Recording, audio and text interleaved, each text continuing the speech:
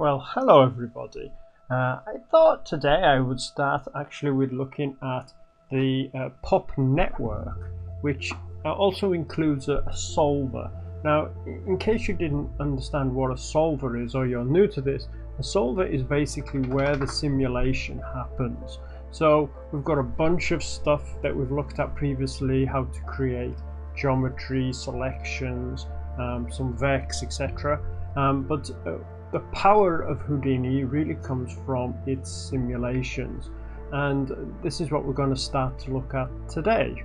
A really basic look at the POP network, or the POP solver. So let's take a quick look. First of all, I want to create a geometry node, and I'm going to call this POP network. Alrighty, let's open that. And I think I will start off with an object. I need an object to create the particles from.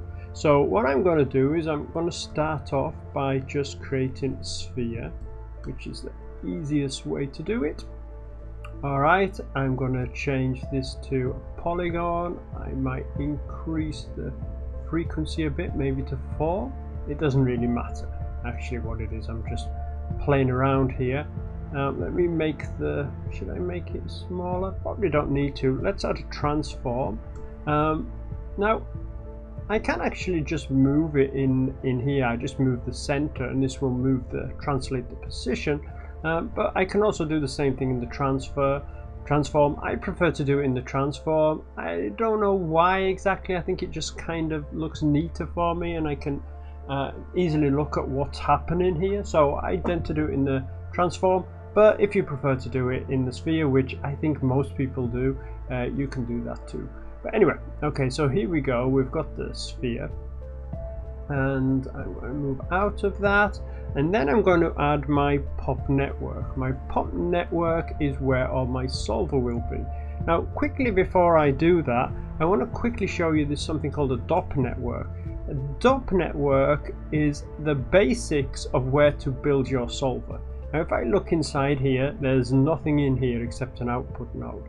So what I will do is I'll create a whole system of nodes in here that will help me to create my particles. I can also use this to create other kind of solvers, which we'll look at later. So in order to help me, I've actually got this thing now called a POP network. I believe in older versions you only had the DOP network and you had to build everything from scratch, but now side effects have made this a little bit easier for us, and we've now included the POP network, which gives us the building blocks of a POP simulation. By the way, POP means particle operator, so yeah, that's what that means when you're looking at this POP and SOP and CHOP and all this kind of stuff. So the POP means particle operator. Now I've got in here my POP object, my POP source. I've got this merge node, which I really don't need, and I've got my POP solver and the output. Now what I want to do first of all is look at what these things are. So my solver, my source first input here, which it says the POP source, this is where you create the particles from the piece of geometry. And I can see here that I've got it included into my first input. I can also put this into the second, third, wherever I want to put it. Hit the Y key, let's delete them. But you can see here it's just in my first input. So if I go here, I can see geometry source, use first context geometry. That means the first input. All right, so if I want to change that, I can put in the specifics of where I want to find things. If I want, I can just locate the object, etc., that I want in here. But in here I don't need to, because I've already added it. Oh, what am I doing? Right in here. All right, so I can see that connection. All right, then I've got the POP object, and this is basically it converts this like particle system into dynamic objects which are able to like interact, I guess, with other objects in this environment, right? So we have this that goes into the object here. Let me just quickly remove these. I've got the I can see here at the bottom what it is. So I've got the object, I've got the pre-solver, and I've got the sources that it's looking for, the sources here. So I know that this is the object, so let's put that in there, and I know that this is the source, so let's put that in there. And now let's start the timeline. Now I've got a couple of options here. I can hit this key here, right? This will start the timeline. Another option I've got is just hit the up arrow to move that. Down arrow will go backwards. Okay, so you have those two options too. I tend to use the hotkey, but these options are available to you also. So let's start this this animation, and we'll see what happens. I'm going to push in a bit closer. All right, and I can see it just adds a bunch of particles. All right, looking good. Not sure what I'm going to do with them. All right, so let me explain a little bit here. So I've got this thing here, scatter on surface. I have another option that I can use. I could also use all points, and that will just connect to, you can actually see the little lines, maybe every point on that piece of geometry. Now if I hit the timeline here and start moving, I can see that it doesn't appear that nothing is happening, but in reality it's adding more points each frame, but they're just adding on top of each other, so you can't really see them. All right, and then I don't think this will do anything much at this point. So really the only options we have are the all points and the scatter onto surface.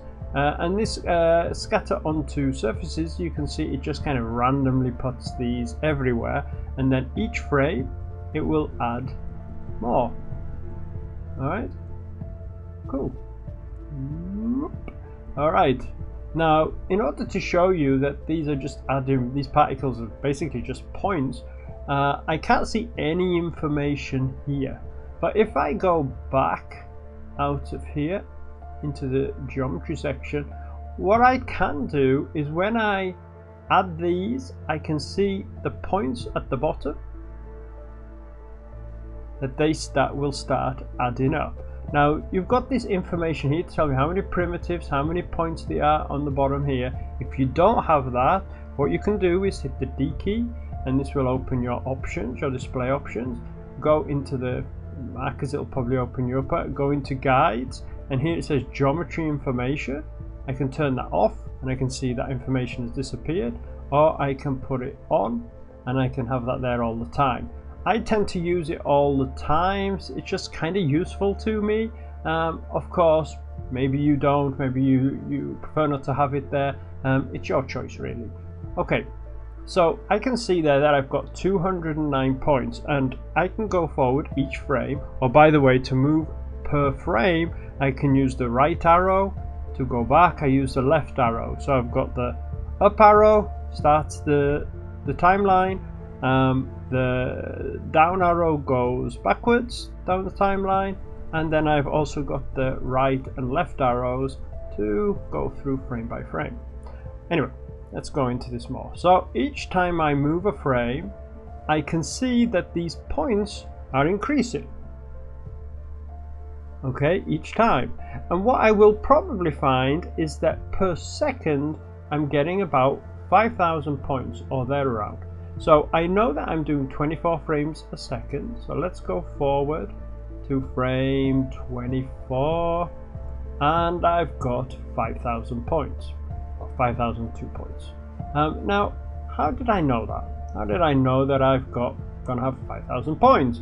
I can go back into my pop network, into my pop source, and there's something here called birth.